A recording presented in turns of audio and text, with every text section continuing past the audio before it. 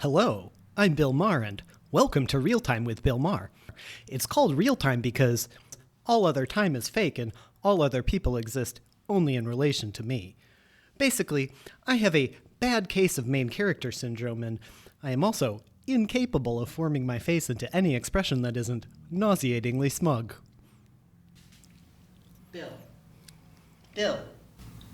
Bill. Remember I said you can't do that here, at least not on camera. It's off-putting, frankly. And like I've said multiple times before, I don't at all need your oversight on this project, so why don't you go sit over there or something? That means get out of my seat, Bill. Jesus Christ. Hello, darlings. Sorry about our interloper. As you might have already gathered, today we will be reviewing a Bill Maher segment that, content warning, is a bit transphobic. No, it's not. I support trans. No, you don't, Bill. You don't even know if trans is a noun or an adjective.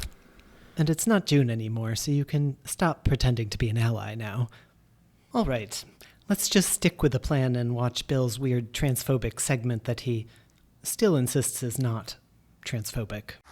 And finally, new rule: if something about the human race is changing at a previously unprecedented rate, we have to at least discuss it.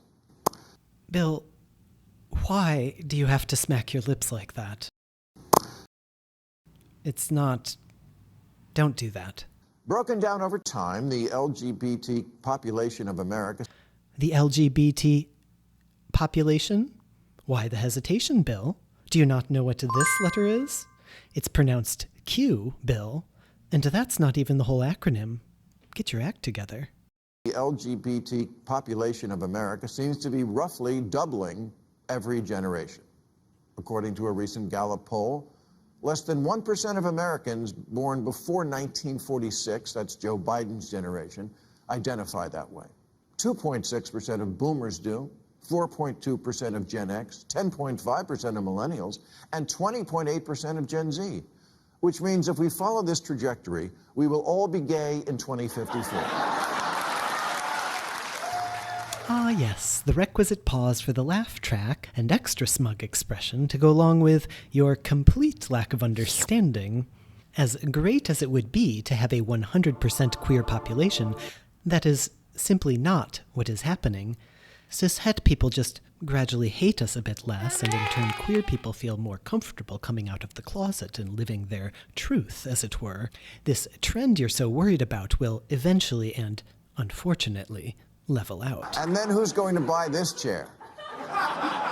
Who's going to buy this chair? Same people who buy it now, Bill. Grandpas, i.e., a category that transcends gender and sexuality in favor of whatever is the most comfortable and will let them watch their goddamn programs in peace. I'm just saying that when things change this much, this fast, people are allowed to ask, what's up with that? Bill. Queer people aren't the thing that's changing here. We have always been here. We will always be here. We are everywhere. What's changing is the cishet awareness and acceptance of queer people. So, Bill, it's you and your folk who have changed. So yes, I agree. Questions are in order, Bill. Ask yourselves why it took you this long to notice our very existence, and ask yourselves why you are still so resistant to letting us have basic rights, and in some cases, still resistant to letting us remain alive. In the wake of America about to lose abortion rights, the ACLU recently tweeted a list of those who would be disproportionately harmed by this. You would think women might top that list? No, wasn't even on the list. Second on the list was LGBT. Really? Abortion rights affects gay and trans people more than, breeders? So, I do want to give credit where credit is due. Bill does actually make a very excellent point here, and that point is, Bill doesn't know the meaning of the word disproportionate. The ACLU recently tweeted a list of those who would be disproportionately harmed. Bill, a little math and language lesson here. If something is proportionate or disproportionate, that means we are not simply talking raw numbers. We are talking ratios. So when it comes to abortion bans affecting people, I am sure that, in terms of raw numbers, cis women are indeed the most affected. But in terms of ratios, populations like trans people are far more likely to be disproportionately affected, meaning, just in case it's not spelled out enough already, it's not that the proportion of trans people out of all trans people very negatively affected by this legislation is higher than the proportion of cis women out of all cis women very negatively affected. So, total number of trans people affected? Lower. Total percentage of trans people affected? Higher. Got that? No. Okay, well, let's move on. I'm happy for LGBT folks that we now live in an age where they can live their authentic lives openly. Bill. Definition time again. Happy is when you're glad about something, and you're clearly not glad about this. Queer rights, yay. Also, don't worry. We can't actually live openly without repercussions yet. And we should always be mindful of respecting and protecting. But someone needs to say it. Not everything's about you. Oh yes, I'm sorry, Bill. I forgot already. Everything is about you. Great sense of entitlement you've got there, Bill. Be a shame if anything happened to it.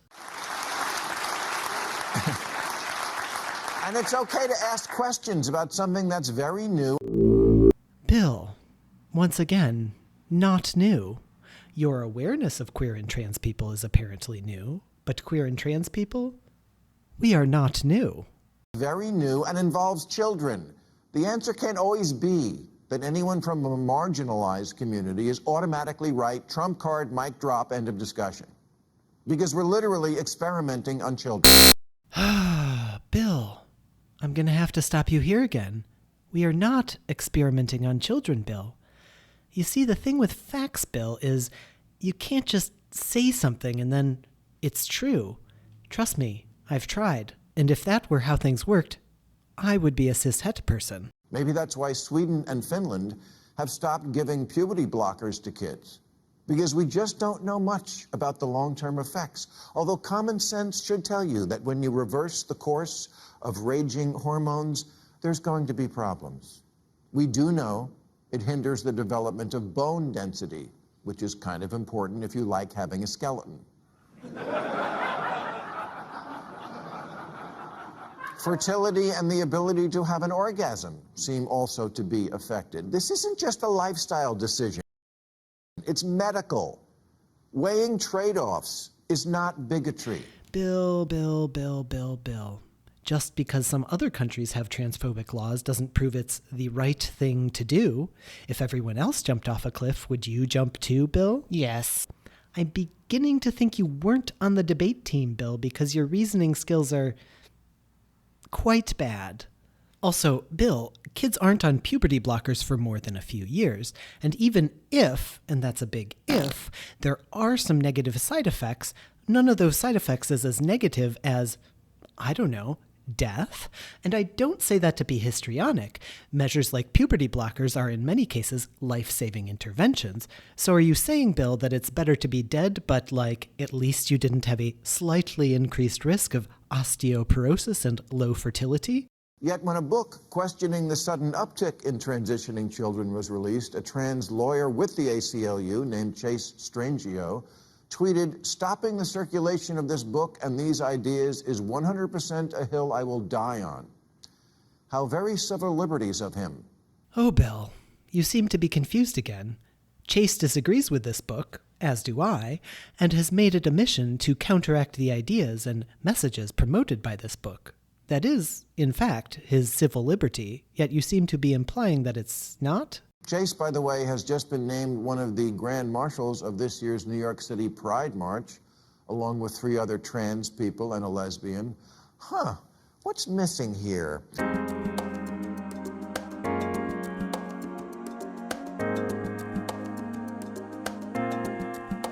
Oh, right, a gay man. Bill, let me tell you a little secret. Gender and sexual orientation, two different things. So trans people can be gay and gay people can be trans. Also, why are you so apparently invested in who is and who is not a marshal for the Pride Parade? That's where we are now. Gay men aren't hip enough for the Gay Pride Parade. Compared to trans, gay is practically cis, and cis is practically Mormon. Ah, there it is. Bill thinks cis people are like Mormons now, which isn't entirely off base. I mean, cis people are constantly knocking on my proverbial door to explain their beliefs to me and try to get me to join their cause so I don't burn in eternal damnation. And this is a phenomenon we need to take into account when we look at this issue. Yes, part of the rise in LGBT numbers is from people feeling free enough to tell it to a pollster, and that's all to the good. But some of it is, it's trendy. Penis equals man? Okay, boomer. Remember, the prime directive of every teen is anything to shock and challenge the squares who brought you up. It's why nobody gets a nose ring at 56. Oh, Bill, this is very bad Photoshop. That's the best you could do? Also, truly, not all teenagers are on a personal mission to shock you and your fellow Mormons at all costs. I, for example, was a very well-behaved teenager who tried to follow all of the rules and didn't allow myself any freedom or introspection regarding my own gender or sexuality until I was older. Also, Bill, by your own logic, if teenagers are only being trans to shock their elders, wouldn't the best cure for that be to not be shocked? Say, for example, and I'm just spitballing here, not make an entire TV segment about it? And if you haven't noticed that with kids, doing something for the likes is more important than their own genitals, you haven't been paying attention. Dr. Erica Anderson is a prominent 71-year-old clinical psychologist who is herself transgender and who now says, I think it's gone too far. The LA Times summarizes, she's come to believe that some children identifying as trans are falling under the influence of their peers and social media. Ah, I was wondering when this was coming. A cherry-picked opinion from one trans person. Bill, you do know that not all trans people share a hive mind, and we do sometimes disagree, even on trans issues, right? And that talking to one of us whom you happen to agree with doesn't prove anything, right? If you attend a small dinner party of typically very liberal upper-income Angelenos, it is not uncommon to hear parents who each have a trans kid having a conversation about that. What are the odds of that happening in Youngstown, Ohio? If this spike in trans children is all natural, why is it regional? Bill, come on. You're not this dumb, are you? Yeah, I am. Different places are different. Conservative places tend to be a bit more difficult for trans people to live openly in, and liberal places tend to be a bit easier for trans people to live openly in. Bill, I don't know if you got past this stage of childhood development, but have you heard of object permanence? Just because you can't see something doesn't mean it's not there, Bill. Sometimes queer and trans people who grow up in conservative areas wait till they are adults to move to more liberal areas before they come out. That doesn't mean that they weren't queer and trans before, or that queer and trans people don't exist in more conservative areas. Either Ohio is shaming them or California is creating them. Yeah, I'm going to go with the Ohio is shaming them option here. It's like that day we suddenly all needed bottled water all the time.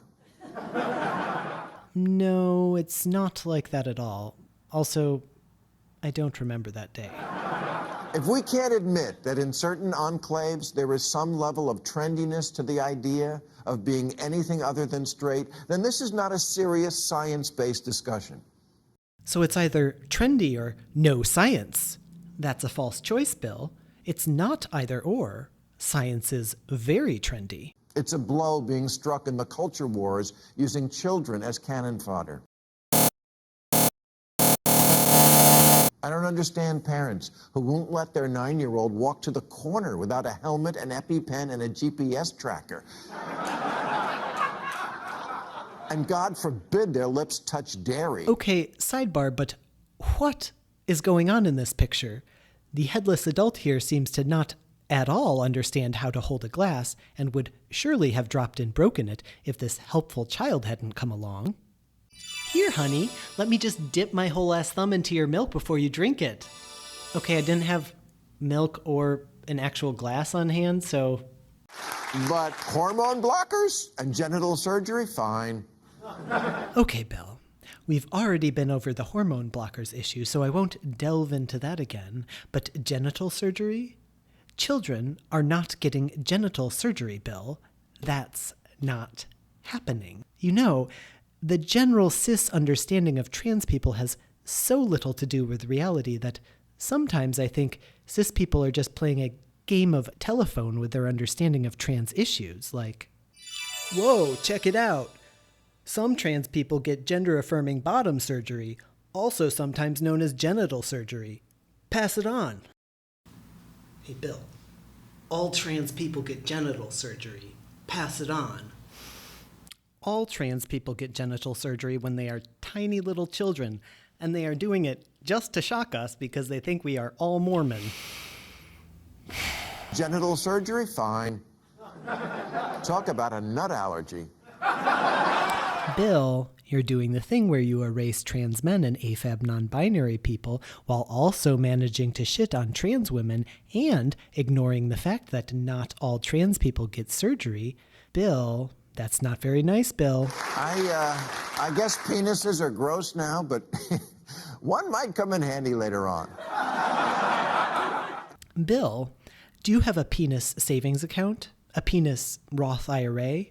You know, for later on, just to make sure you don't run out of penis, Bill. And if you're a man who wants to experience life without a pair of balls, you do not have to get surgery. You can get married. Oh, hooray. Some good old-fashioned boomer-style misogyny.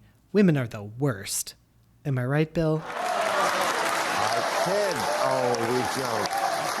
Oh, you said you're kidding. Well, now that makes everything completely fine. That's how it works. Maybe the boy who thinks he's a girl is just gay. Or whatever Frasier was. Bill, I told you this already. Gender and sexuality are two separate things.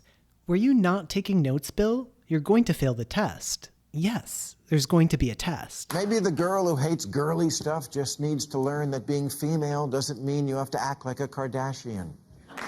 That's right, you don't have to act like a Kardashian. You just have to marry a cis guy like Bill here, who will then regularly joke about how his relationship with you is just like being castrated. Also, just a pointer for the test, Bill.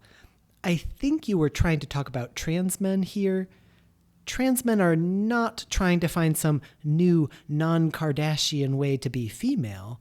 They're not trying to find any way to be female because they're not female. They're men. Trans men are men, Bill. Maybe childhood makes you sad sometimes, and there are other solutions besides hand me the dick saw. I was hoping it wouldn't come to this, Bill, but I have to say, the amount you think about other people's genitals is very creepy, Bill. And in this case, we're talking about children, so extra creepy. Don't do that. Look, I'm sure the vast majority of parents do not take this lightly, and that it's very hard to know when something is real or just a phase. And I understand being trans is different. It's innate. But kids do also have phases. They're kids. It's all phases. The dinosaur phase, the Hello Kitty phase. One day they want to be an astronaut, the next day you can't get them to leave their room. Gender fluid. Kids are fluid about everything. If kids knew what they wanted to be at age 8, the world would be filled with cowboys and princesses.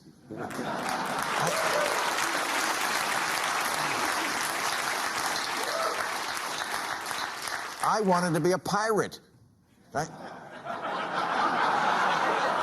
God nobody took me seriously and scheduled me for eye removal and peg leg surgery. Bill, in addition to failing the trans issues test, you're going to fail the pirate issues test. That's not how pirates work, Bill. Thank God nobody took me seriously and scheduled me for eye removal and peg leg surgery. Oh, wait, that's it? The pirate thing was your mic drop moment, Bill? I hate to say this, but I think you're going to fail the test, Bill. Actually, you're going to fail both tests, the trans test and the pirate test. Now, Bill, I know you're very busy being an emotionally empty husk of a human being who also battles a strange compulsion to put mayonnaise in your hair. But if you don't study, at this rate, you're never going to graduate to being a decent person with basic reasoning skills, Bill. Bill. Bill. Bill.